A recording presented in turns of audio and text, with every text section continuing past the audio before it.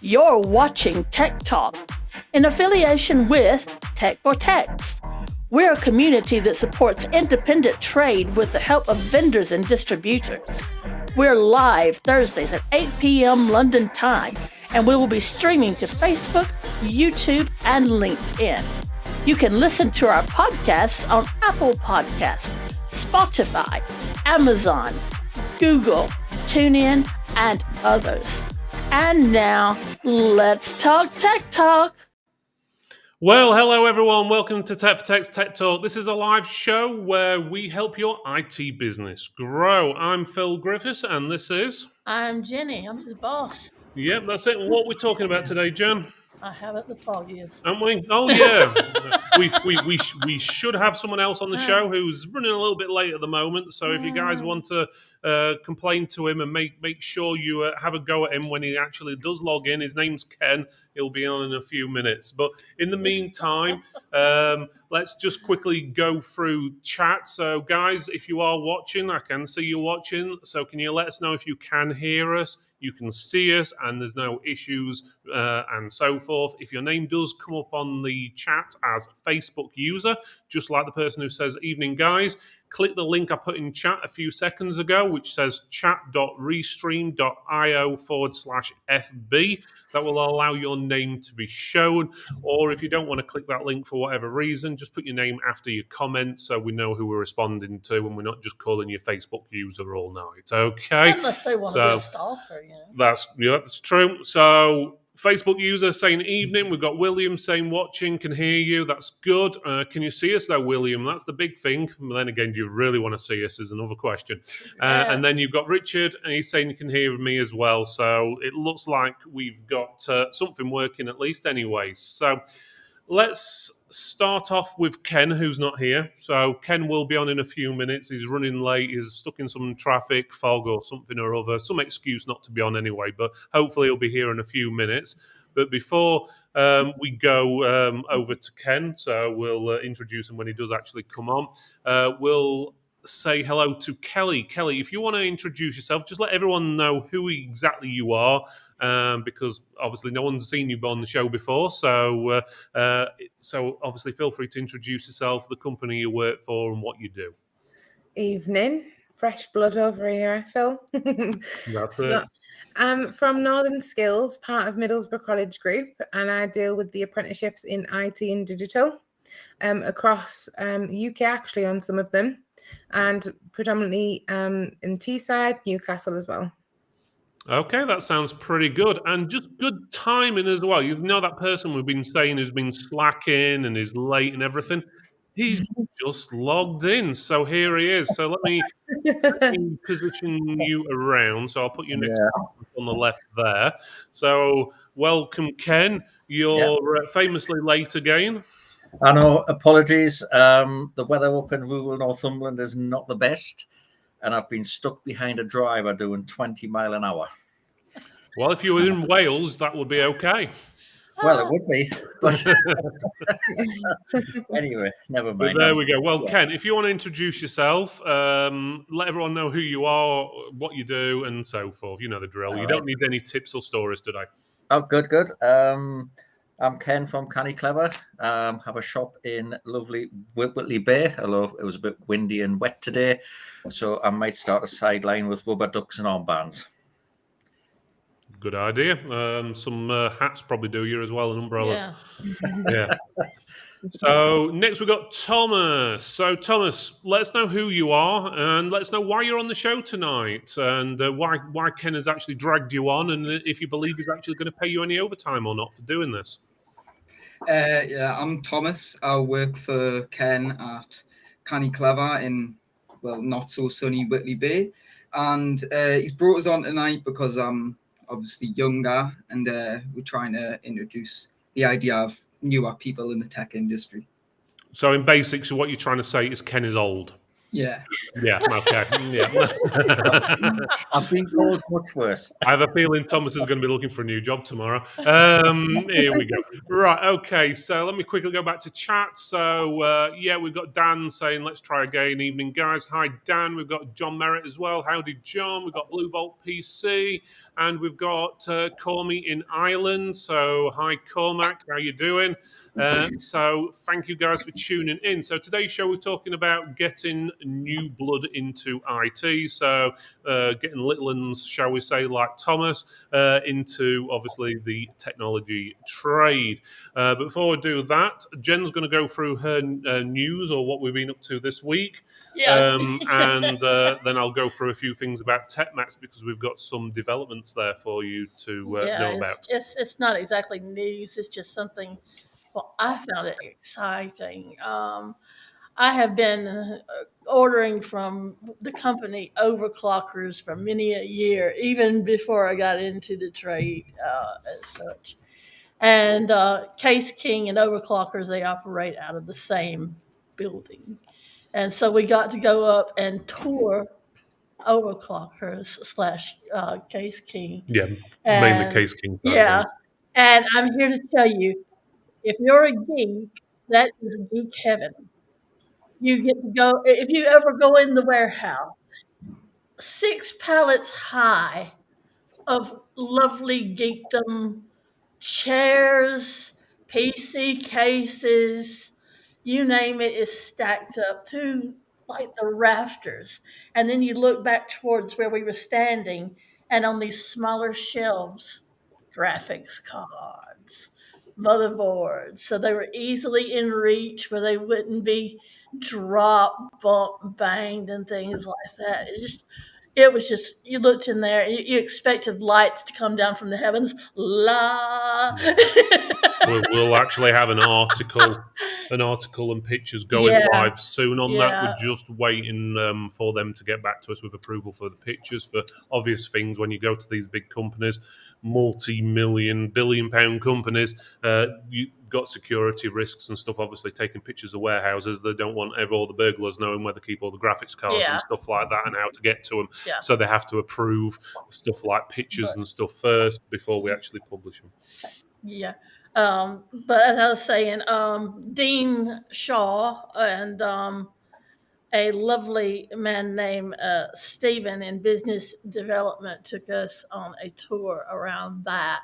And not only did we get to see the warehouse, we got to see rooms that I really didn't know that they had. There's a room for cutting plastic, and they've made some coasters and things for their own personal use out of plastic in there, and they had done their own signage. They said, Yeah, the printed on back of chairs and yeah. stuff like No, that. that was another room. Hmm. That was another room for the printing on the back of the Yeah. chair. But yeah, you can get your computer chair customized. Like, let's just say this red chair being red and black. If you were a Sheffield fan, you could get like your favorite player's name on the back or something like that, Or and logo, yeah. or something like that. They could do it, and was not aware that that could be done. So that was really interesting. And the lovely Steve Ling, the executive director. We went out with him and Dean and Stephen in business development, and Lee Williamson and Keith Bowen. They are senior account managers, and they took us to lunch at this place called Slamwich. And I'm here to tell you, Slamwich. I was expecting a sandwich, but the description, it's no, it's not a sandwich. It's two pieces of bread with stuff in between, but they brought it out to me and it was stacked up like this. Yeah, they've slammed it full of food, Yes. basically. And it was huge. I just looked at it. I was like, oh my God. And Dean and Phil had milkshakes. And I tasted his. Oh, that was awesome. So they treated us right. It was a wonderful time had by all. And not, if in case you didn't know, Case King is going to be one of our sponsors as well at TechMax. So give it up for them on that. Yeah, that's it. Guys, sorry if you heard bit of clicking in the background. I think it's Thomas playing some games in the background. He's playing on his keyboard and stuff. I'm trying to delete all my I'm trying to delete all my tabs. I've got so many. Oh, I thought you were on about your browser history then for some reason, but okay, I'll let you off. Right, that's embarrassing. Okay, right, okay. So let me get onto the TechMax news, then we'll get onto the main topic and get back to the chat. So TechMax, if you don't know, is on 21st of June next year, so that's 2024. It's a trade show, lots of vendors and stuff. If you haven't been before, check out the website. I'll put a link on the screen. I'll also put a link for Kelly on in a second. I'm not sure if it actually went up when I asked it to a few minutes ago, but I'll put that on in a few seconds. But TechMax website is on the screen at the moment, which is tftmax.com. Now, we do have some news. So we have got some influencers signed up who will be attending, as well as media companies. We've got PCR, which do the PCR Awards down in London every year, do a magazine and stuff. We've also got Kit Guru signed up as well. So if any of you guys know of Kit Guru, you've seen their reviews and stuff online. They do quite a lot. They are actually going to be attending and covering the event, as well as doing a talk at the event as well. They do like a yearly survey of 20,000 different I think it's stores and so forth, where they basically get all the survey results together and show you what the trends are, how much basically RAM people are having, to what graphics cards they're having, all the way to what customers are wanting and how much they're even spending every year. So I think that'll be an interesting talk for people to attend. Again, the talks are all in with the show, so they're free for you to go and see, with the event just costing £1 to go. So eTechnics are on the list. If you've got a contact for them, Welshie Tech, who's just commented, obviously tell them to get in touch. Details are on the screen. So, or you can let us know what their details are and we'll contact them. But if they're interested, then we're happy to have them. So that's the base to that. Also, main sponsors you may have seen already. Case King, which Jen just spoke about, is going to be the main sponsor of the event. Aerocool is going to be sponsoring the lunchtime meal, which means food and everything is obviously included in the lunchtime.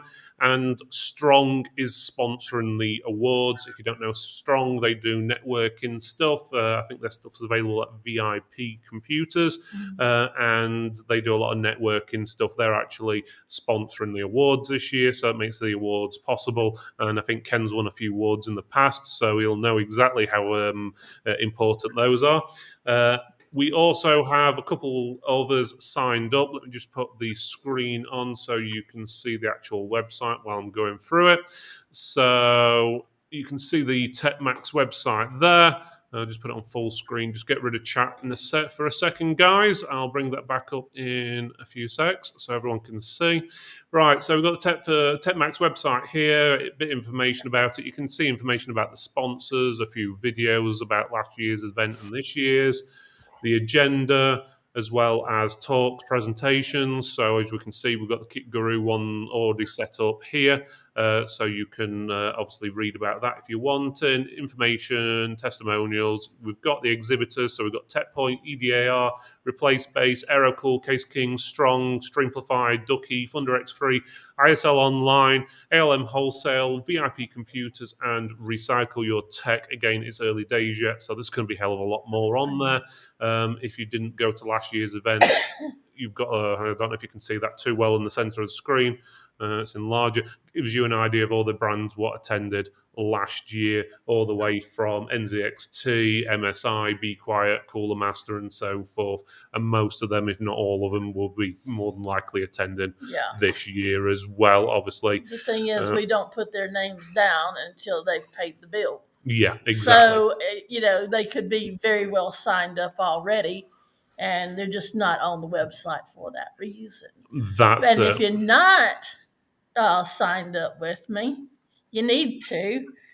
And that's very easy to do. You just either email me at info@techfortext.co.uk.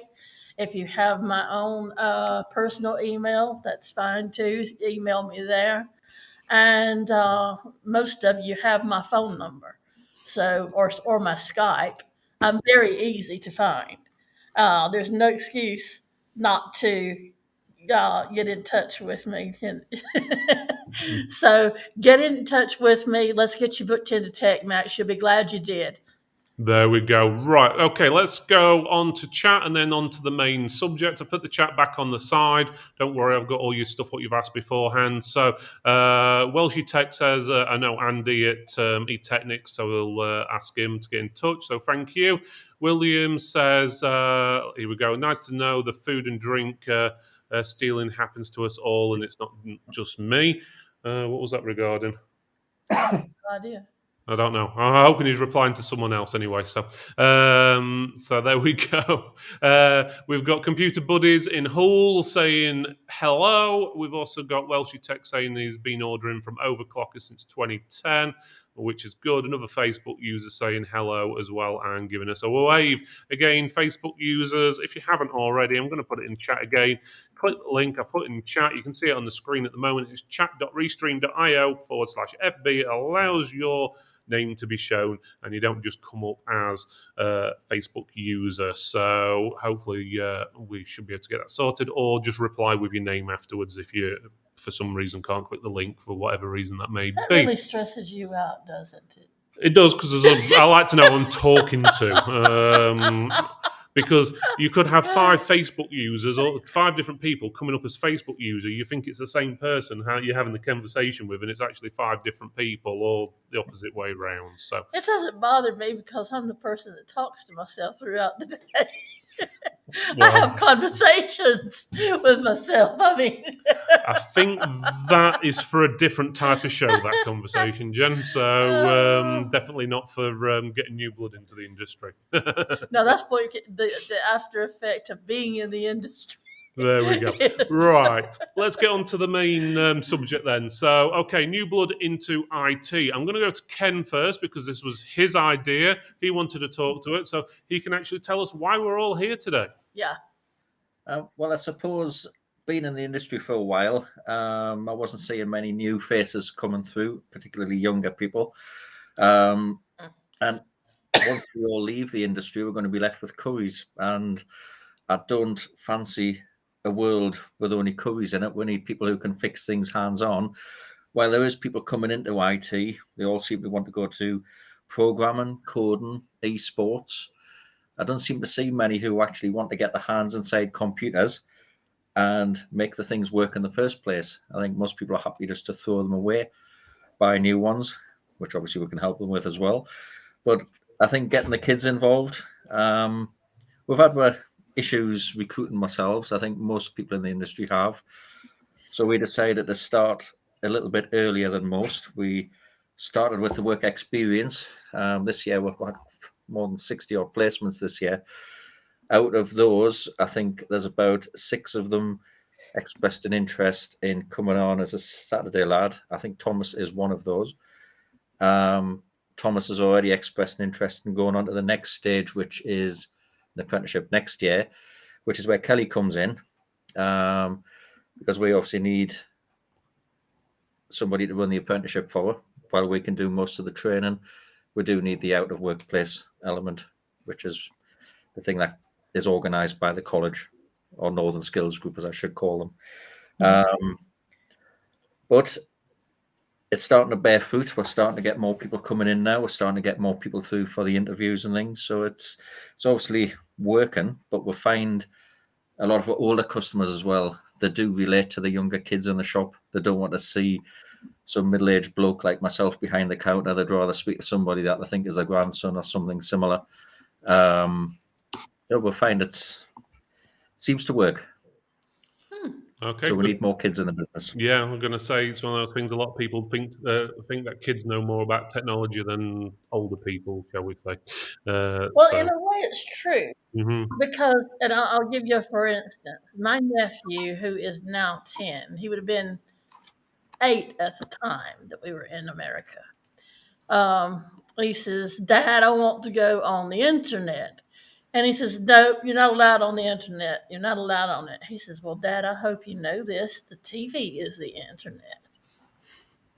And my brother just sat back and he had this I've been had look on his face like, well, he got me, Yeah, I wouldn't be scared to say that little fella knows more than my brother about computers any day of the week. That's it. And the latest Yeah. technologies and so forth, it's going to be the case. And it was the same when we were younger. We knew about stuff what our parents didn't know and stuff like that. So it's one of those things. Trying to keep up with stuff is not easy as you get older. Brain cells die, and it's easier to forget than it is to learn, I think, sometimes. I'll never forget being the one teaching the family. I had to write out an instruction manual for the family on how to use the VCR correctly. Right. They had the instruction manual that came with it, but I had to do a family guide. Step 1, take the tape out of the box. That's it. Right, let's move on slightly then. So again, guys, if you've got any questions for anyone who's on today, so either Kelly from Northern Skills Group or Ken or Thomas from Canny Clever, feel free. Or if you've got any for us, if you really want to. You probably know all our opinions by now anyway, but if you want to ask, feel free. So let's go on to Kelly then. So where do we start? So I suppose at the beginning. So what's the advantages of taking these young uns on then? It brings a bit of life to the business, which is what a lot of employers tell me. They kind of bring a new outlook into it. They change things without even realizing, and it makes the business run a lot smoother.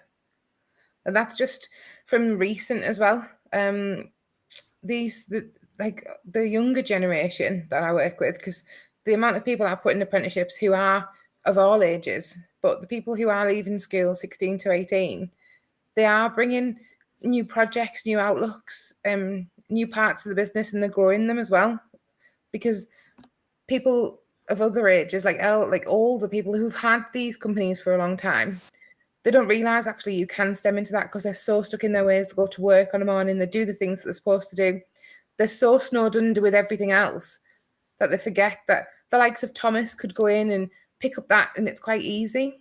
but then also they're finding potentially like an easier route to complete it, and also bringing a new service to the company as well. Yeah, some definitely valid points there, and definitely good points. Yeah, I suppose having someone like Thomas on the board with you is it's a fresh set of eyes.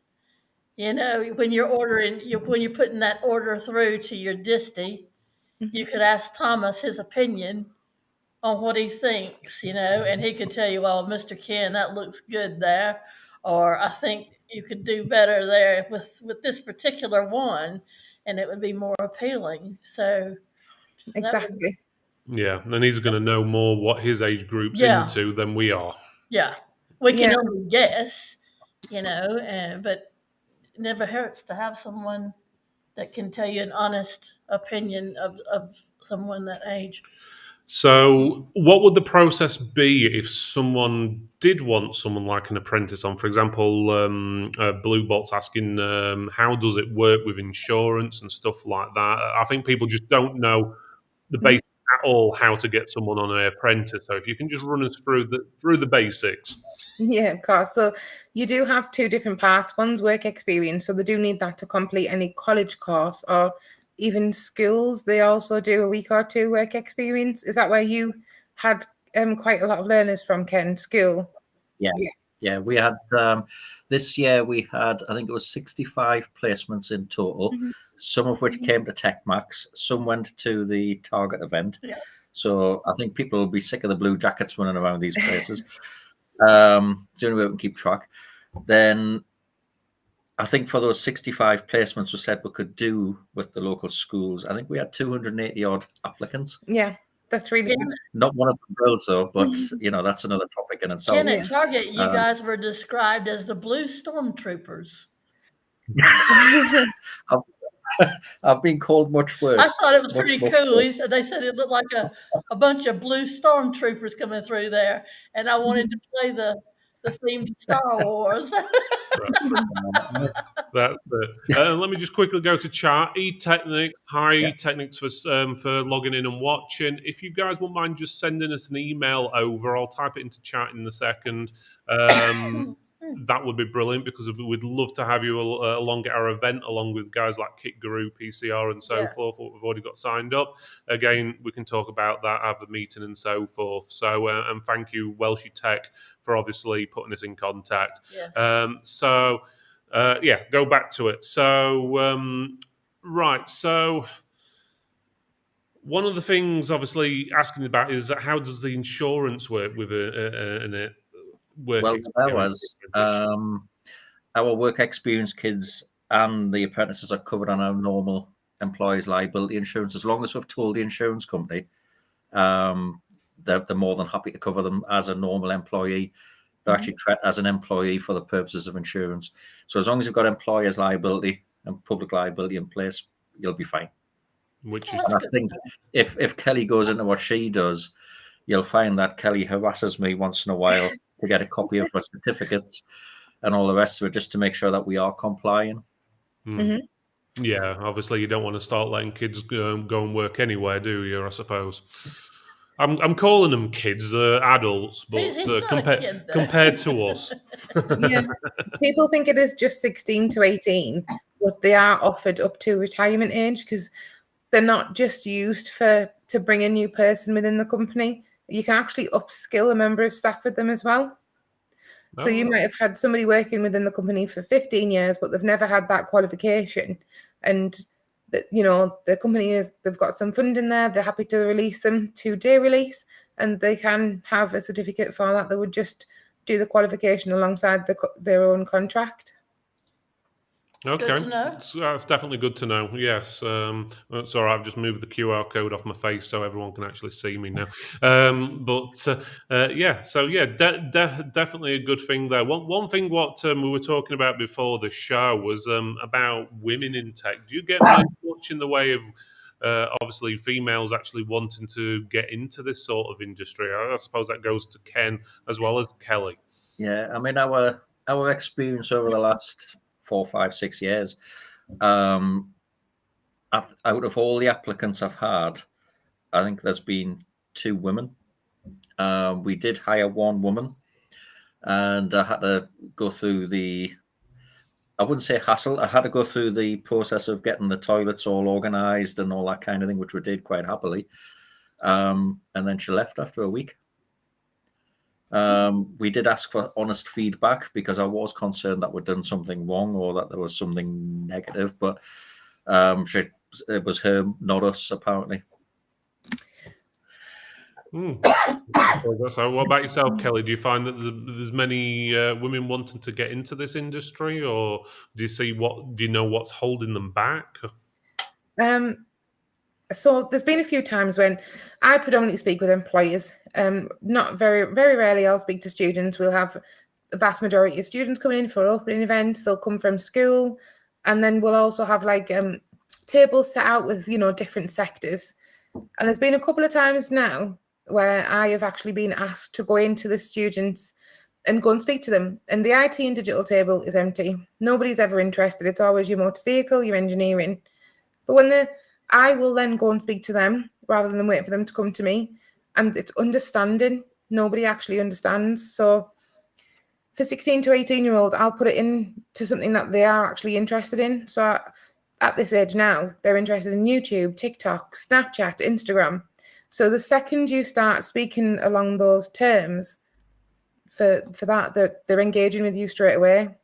And the last opening event, we had about 10 candidates for IT and digital, and they were female because they didn't understand that.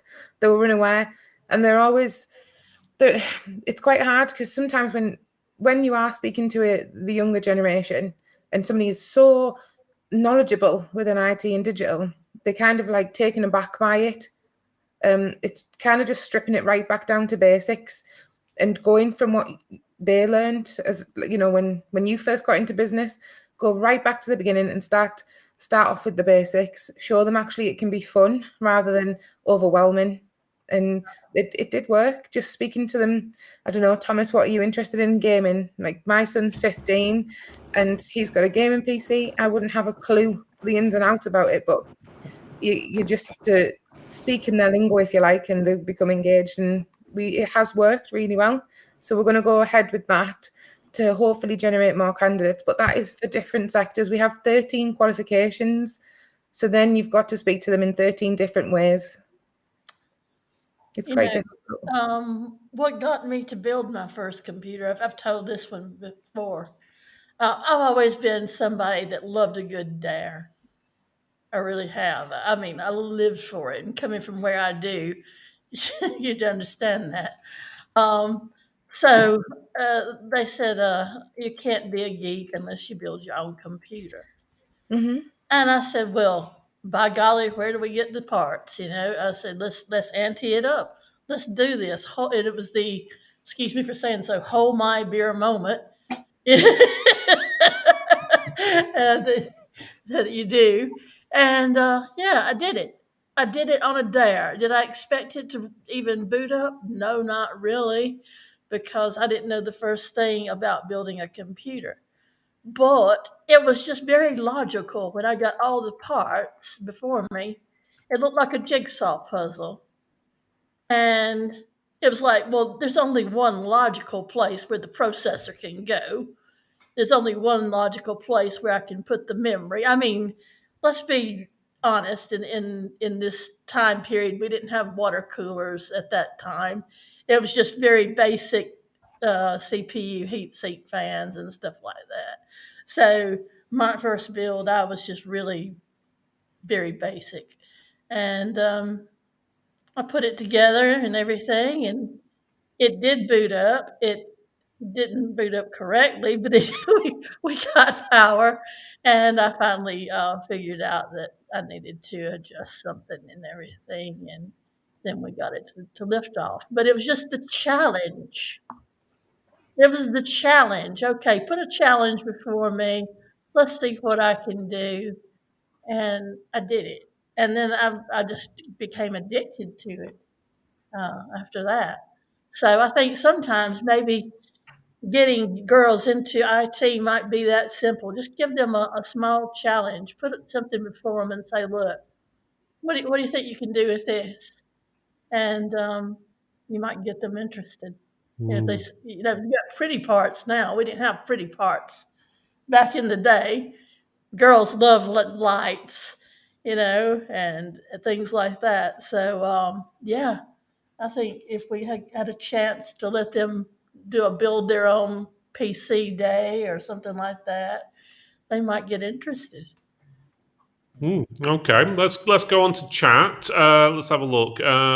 We've got William talking about STEM by the looks of it. Yeah, we've got involved in STEM events, which have been really good in promoting the tech world to the future generations. Maybe look for STEM events in your area and offer to get involved. I'm not familiar with STEM. Are you, Kelly or Ken? So our building is actually called STEM, but I'm hoping it's the same one. So it's just science, technology, engineering, and maths, our building. So whether that's different to what that comment means, I'm not too sure. Okay. Well, William, if you want to clarify on that one, feel free. He also commented and said, we've also had some students who wanted to build their own PCs as part of the Duke of Edinburgh course. We have assisted them with that. So that sounds Nice. good. Might be something people can think about getting into. Let's quickly go through the chat. We've got, actually, before we go on to the chat, let's go to Thomas because he's been a bit quiet at the moment. So let's put him on. So, Thomas, how did you get into technology, or why did you want to go and work for someone like Ken? Well, it came across. Actually, funny story. I wanted a motorbike, and my mum said no completely, and said a PC's the alternative action.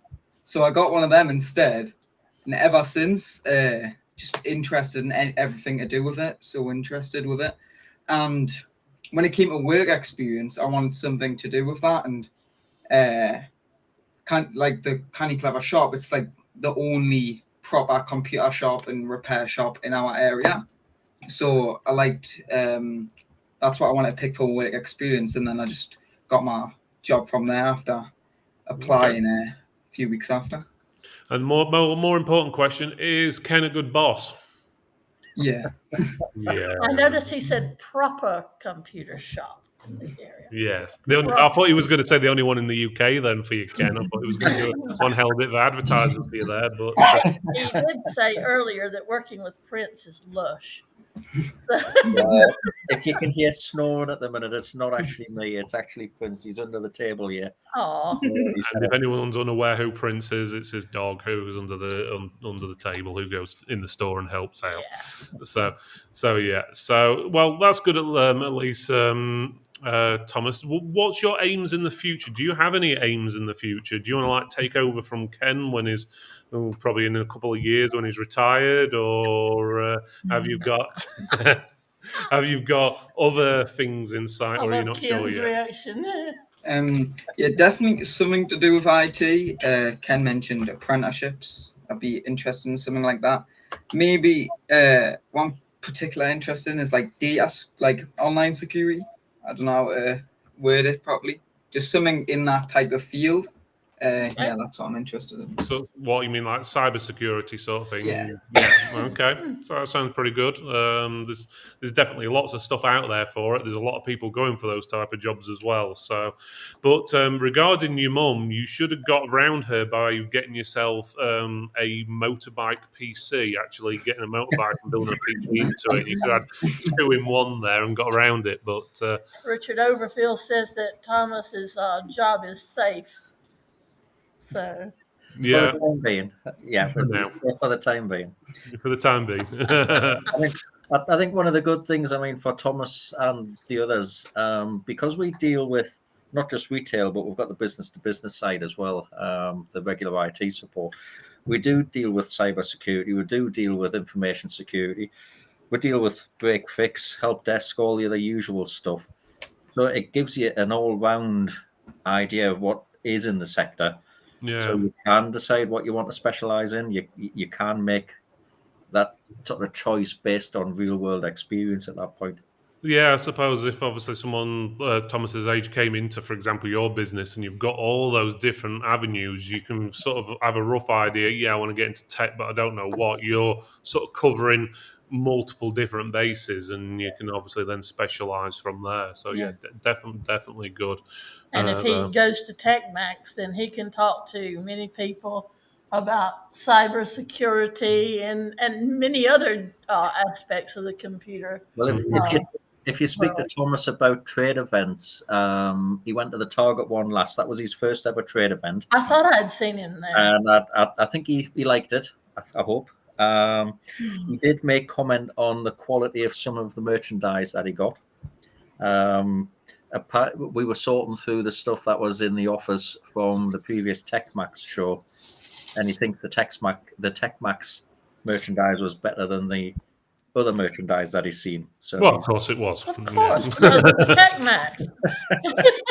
But yeah, well, to be honest, over the years, some of the freebies we've seen, I've mentioned this before, but the one I always remember was a certain company which was red and had a dog as a mascot, and now they're yellow, shall we say? They used to give out loads of cups, and the handles kept falling off the cups when you were using them. So they just turned around and says, "Oh, they're just for display purposes. Don't use them." Yeah, I'll never forget it. I was sitting there one morning in Chip's Computers, and I just made a brew, as you do, for top of the morning. You get the kettle on, and I went to pick up the cup off of the desk, and the only thing I picked up was the handle. Yeah. It's just a handle in my hand. I said, Phil, what's wrong with this picture? And he looks, he says, what are you doing? I said, well, I was going to drink this tea here that I made. I said, but thank goodness it didn't, drop into my lap. Yeah, I mean, that off. could have been burn disaster. That's But yeah, I think after the handles started falling off, they decided to call it decoration. That's it. So I think it's one of those things. Is obviously these places obviously have to get many of hundreds of thousands of things printed out or made or whatever for these events, and sometimes they're not always the best quality. Sometimes they're spending more on all the free stuff than they are actually attending the event. But we went to so many trade events in one cluster, one go. Everybody was handed out mugs, mugs, mugs.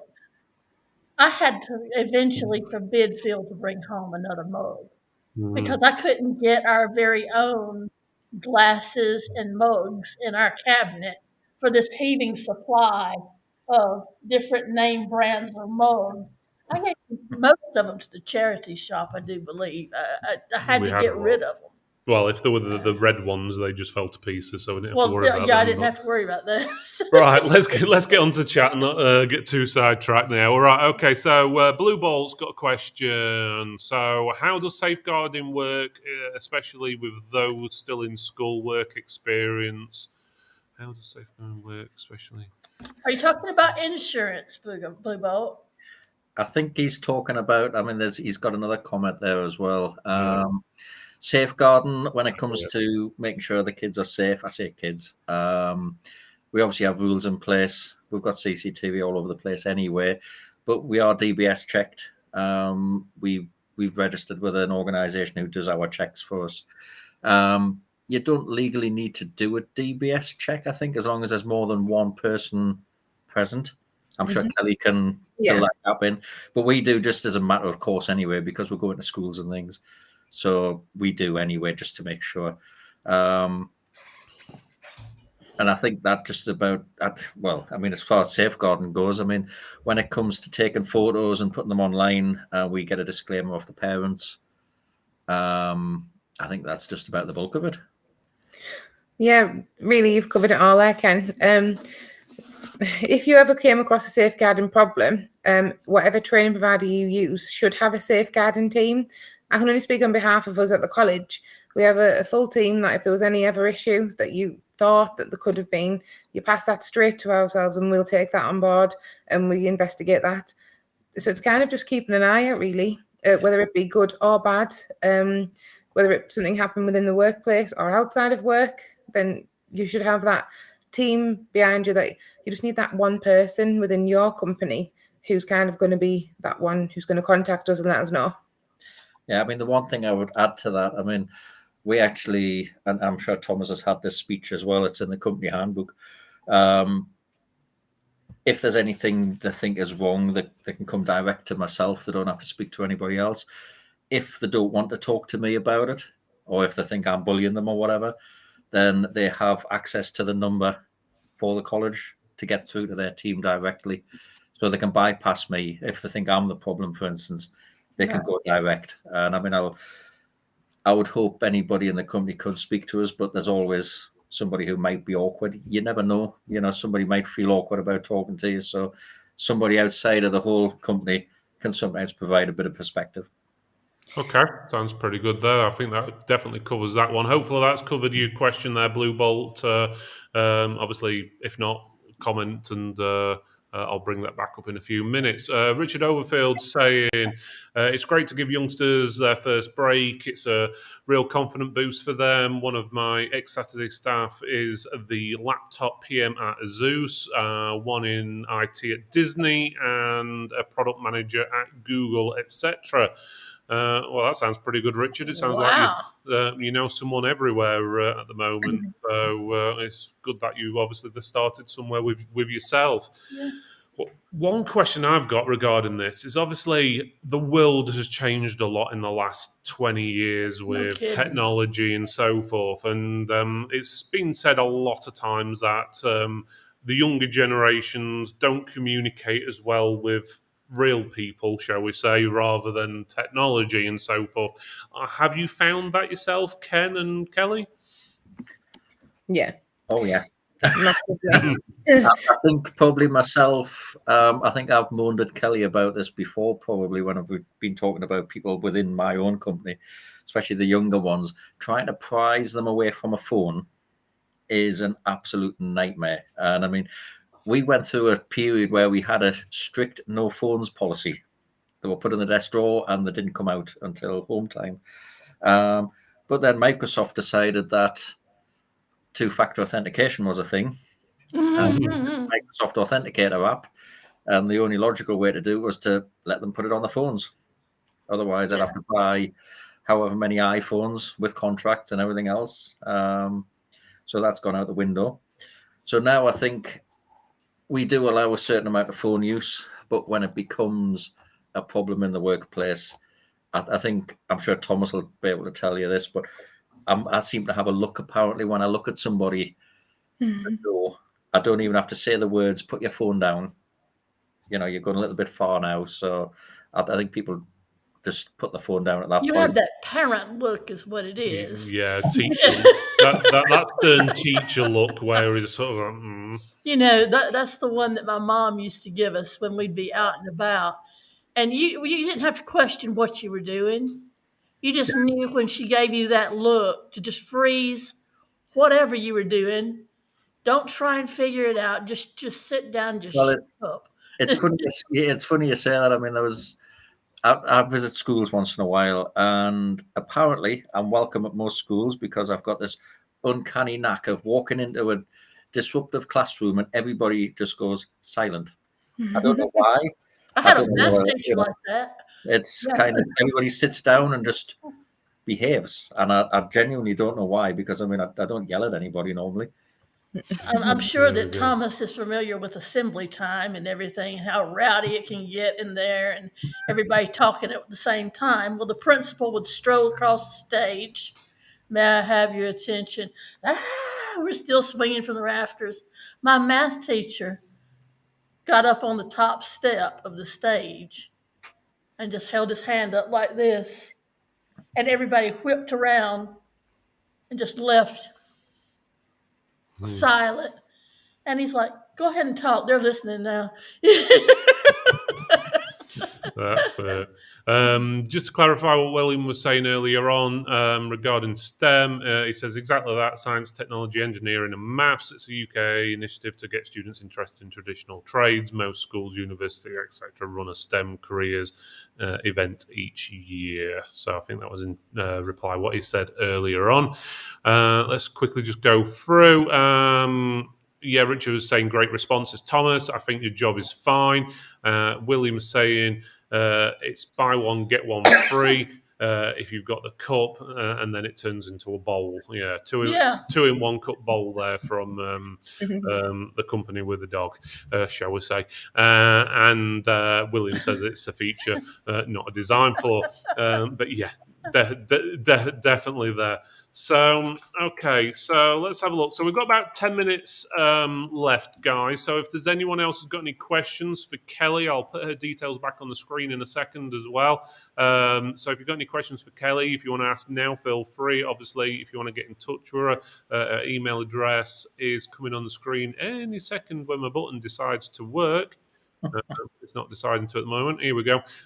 So you've got Kelly's details there. So it's basically you've got her email address, you've got the company name and so forth. So if you want to get in touch with her, feel free. I'll put it in the show notes. So if you are listening to this, you'll be able to find it in the show notes as well. So Kelly, have you got anything else you would like to add into this conversation about getting new blood into IT? I think it's basically just, yes, we offer a certain amount of qualifications, but I don't know whether people think, so when apprenticeships were, years and years ago, you used to, make cups of tea and sweep floors, and they were the kind of things that you used to do. Whereas now, although, for instance, you might be doing an ICT level 3, everything is taught around the company that you work for or the learners in. So everything based on their portfolio is about you and your business.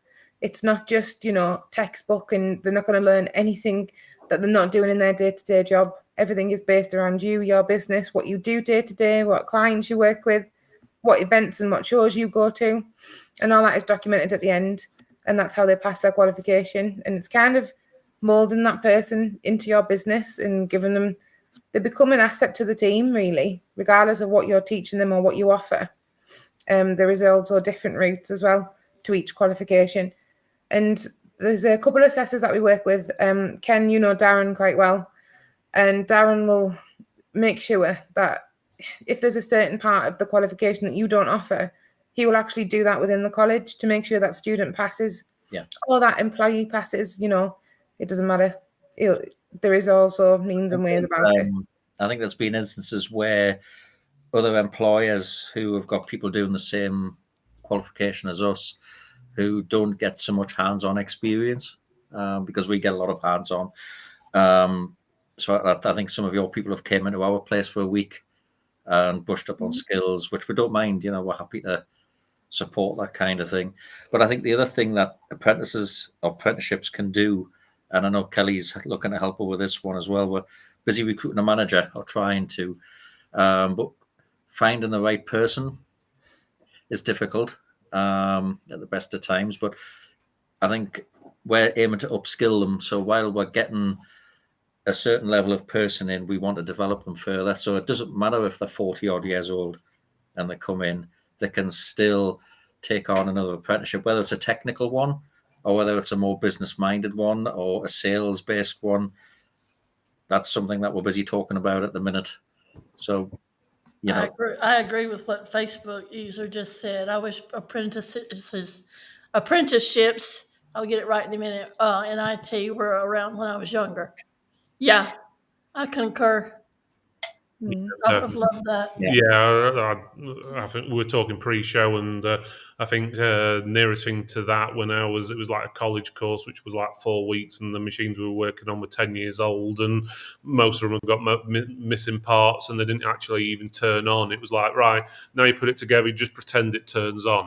It was like... I didn't even have that. I just went to clerical school, learned how to do software programs, which are obsolete now. There was Lotus 1-2-3, there was DBase, there was WordPerfect, and things like that. and none of that, which Thomas was probably shaking his head, going, "What is she talking about?" It's totally out the window now. I learned DOS, which he will probably have heard of, and all of that.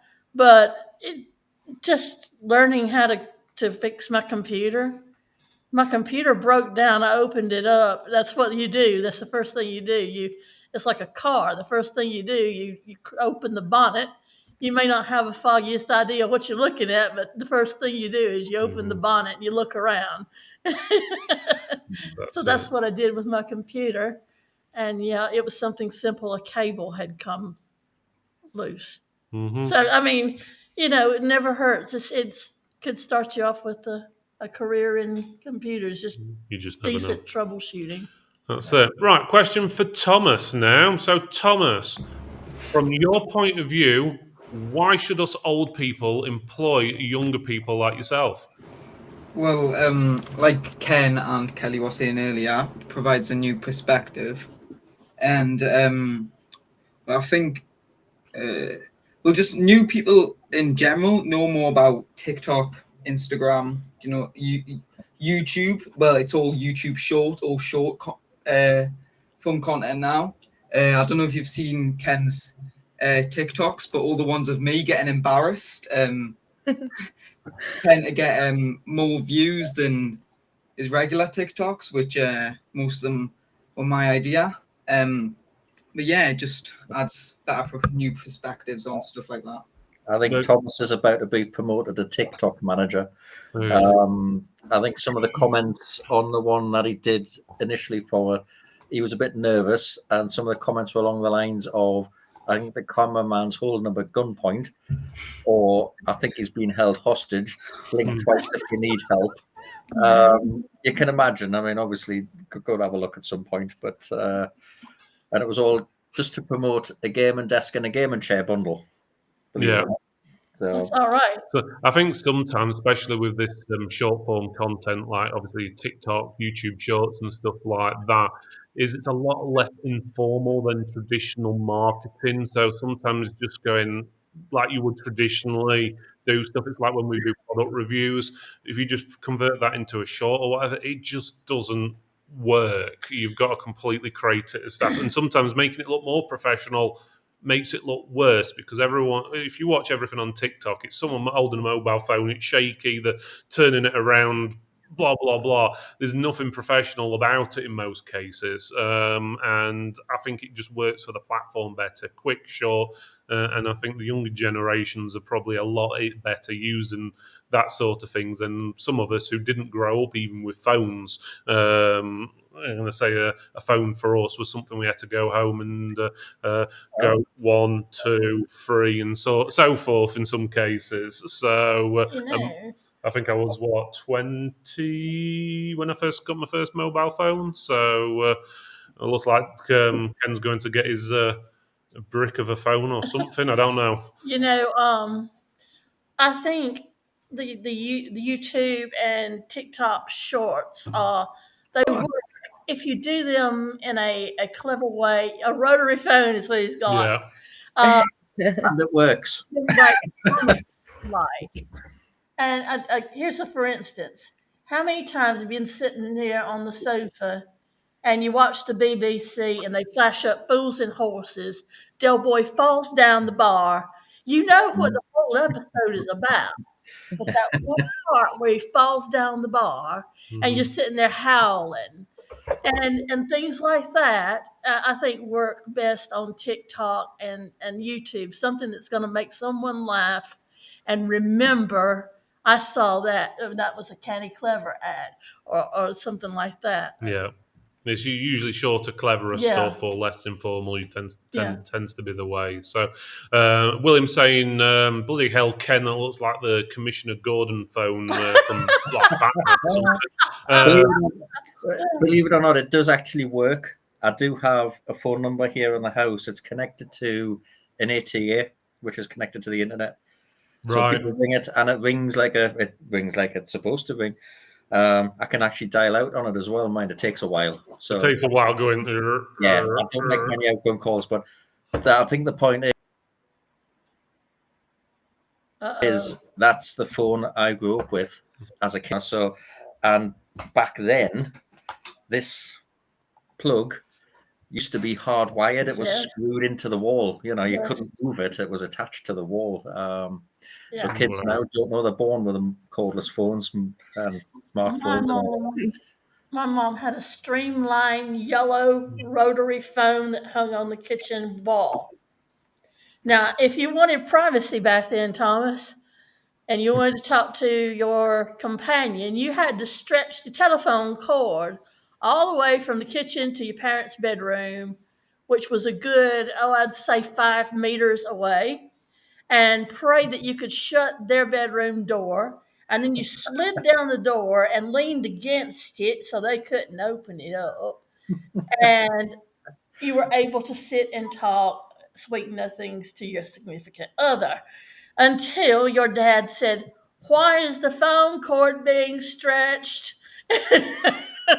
Or without your knowledge that on the second house phone, if you were lucky enough to have one, someone was listening to the whole conversation. We Probably didn't have to. a brother or sister or even parents. But yeah. No. Anyway, I'm just looking at the time. We're pushing past that limit. Let's quickly go for a chat. Any last bits?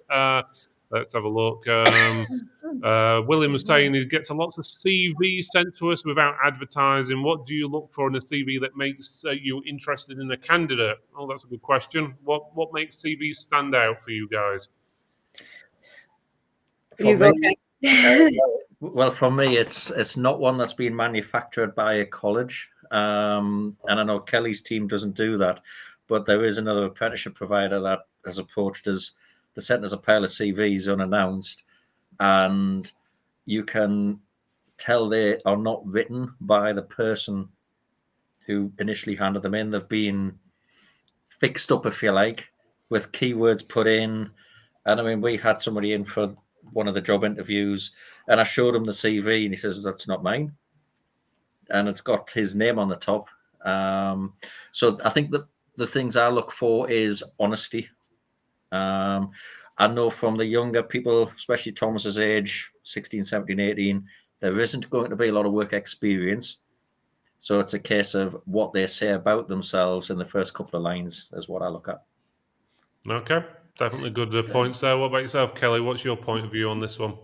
I think for me, mention that he's not advertised. So if that person has directly sent you the CV, first of all, they've got an interest within your business. So me personally, I'm not very good at writing about myself, but I would sit and talk all day long.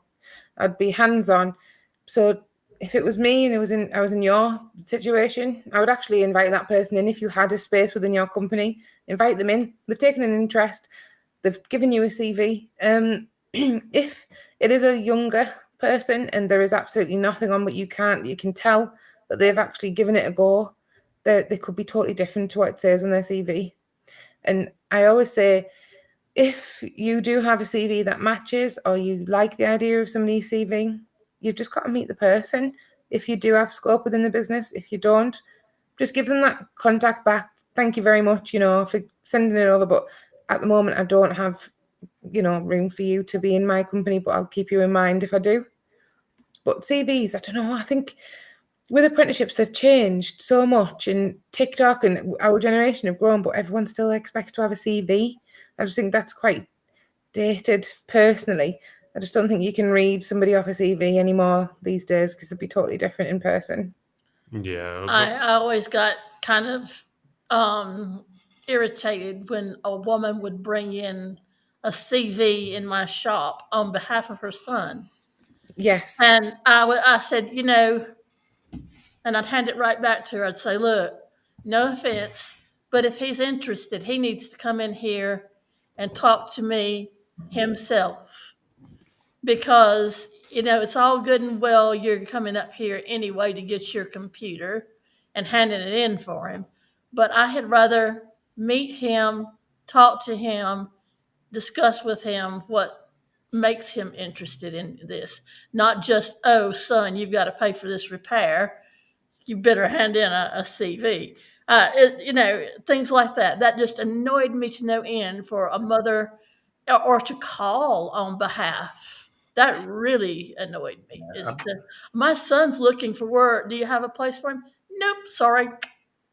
I I know mean, that was when it. we were going through the summer, anybody who works in the business at the minute will tell you I was pulling my hair out when the schools gave all the relevant dates for work experience.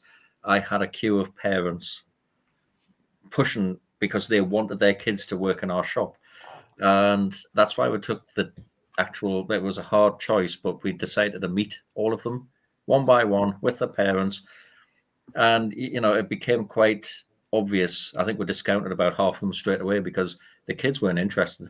It Yeah. was pushy parents who were trying to push the agenda because they thought their kid would have a good career in IT.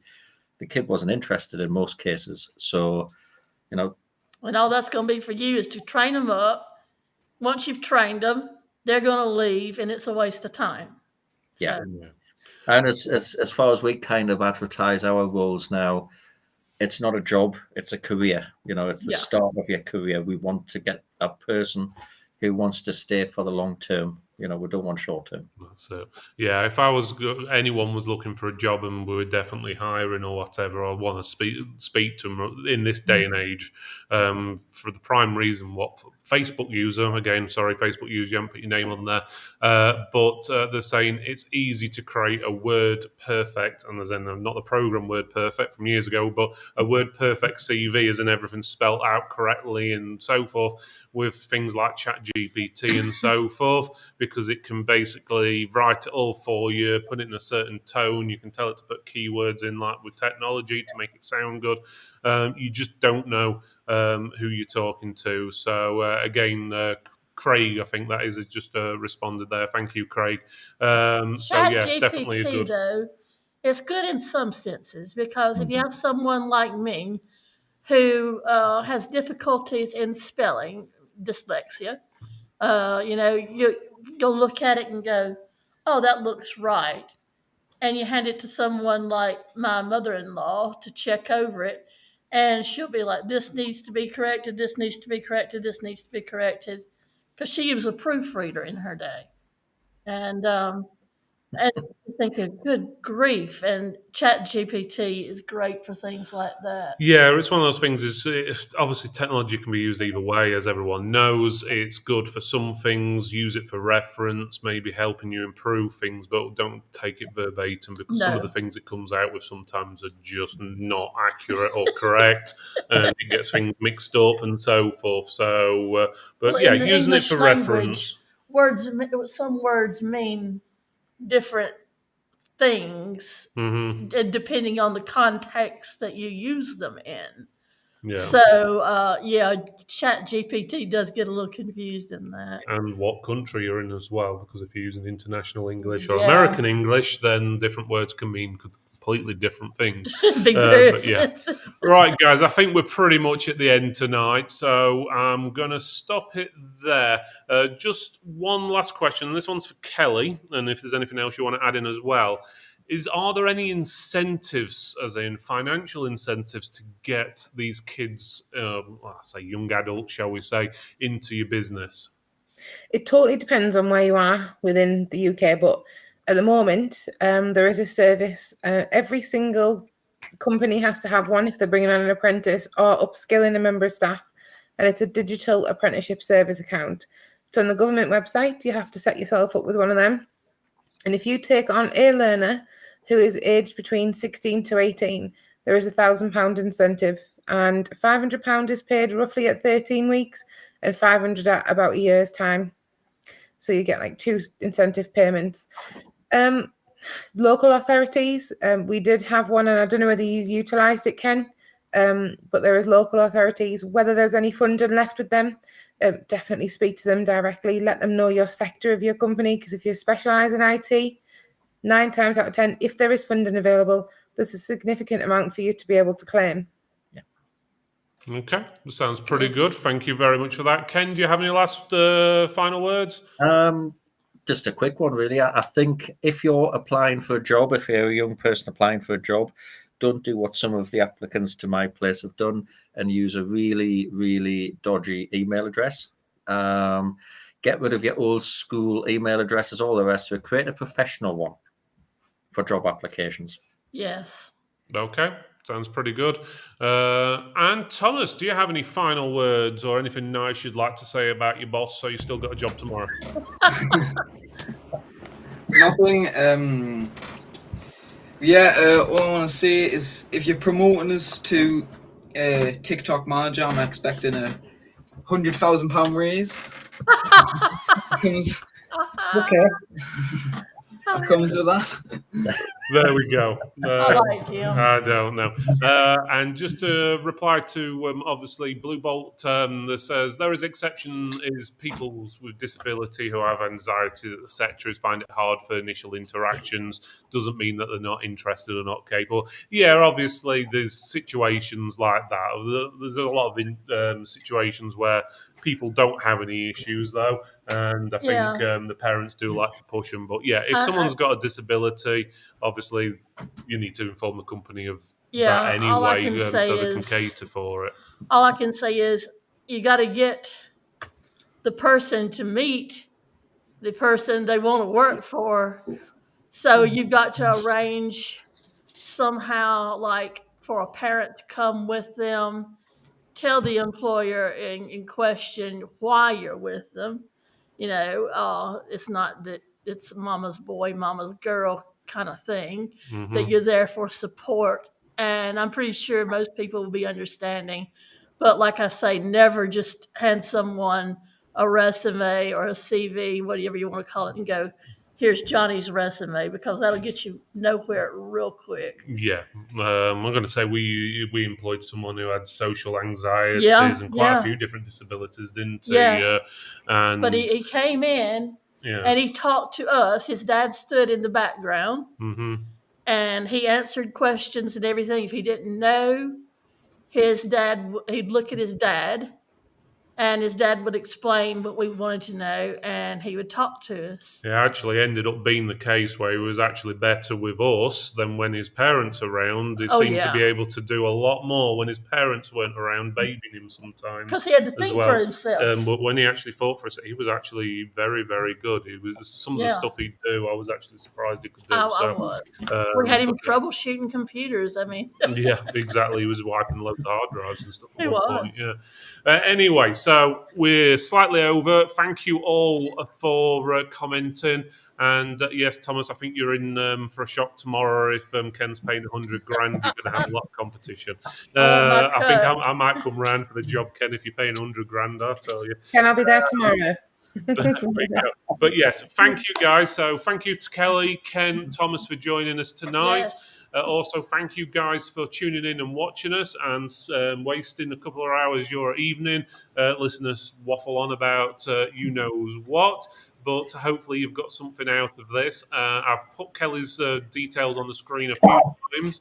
I'll just put them up quickly as well. So if you do want to get in touch with her, you can get in touch with her there. You can also, I'll put in the show notes for the podcast version. So you'll have her email address and everything there. So if you want to get in touch with her, and she might be able to help you out.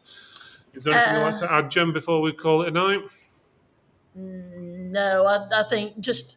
Like I'm going to just say it again. If you haven't signed up for TechMax and you're a vendor or distributor, you need to get in touch with me. info@techfortex.co.uk gets you through to me, and I'll sign you up. If you are just someone that likes to walk around and have a good day out, we'll get on to www.tftmax.com and get your tickets. It's only £1 to walk around for the day. If you're wanting evening tickets, well, then it's a little bit more. Are the evening tickets sold out? There are a few. We're able to move things around, so there are some evening tickets left. Not many, though. They're going fast, though. If anyone is interested in exhibiting for any reason, and you're an exhibitor or you're an influencer or in media, marketing, anything along that lines, obviously get in touch. Our details are on the screen, easy to get hold of. As I said, we've shows today. We've announced that we've got PCR Wine / Magazine Awards, whatever you want to call them. They're going to be covering, as well as Kit Guru as well, which obviously have a big social media following. I've been following them forever. So they'll be there, and they'll also be doing a talk as well about basically pricing and different things, what are going off and who's having what and so forth. But you can find more information on the website, and we'll send out more information later. But right, we'll call it a night. But before we do, I've got to leave you with this. So goodbye, everyone. Have a good evening.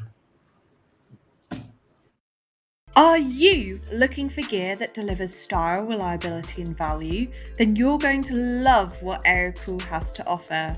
We are more than just a brand. We are a community of people who share a passion for PC gaming and hardware. Our diverse product portfolio is a reflection of our enthusiasm.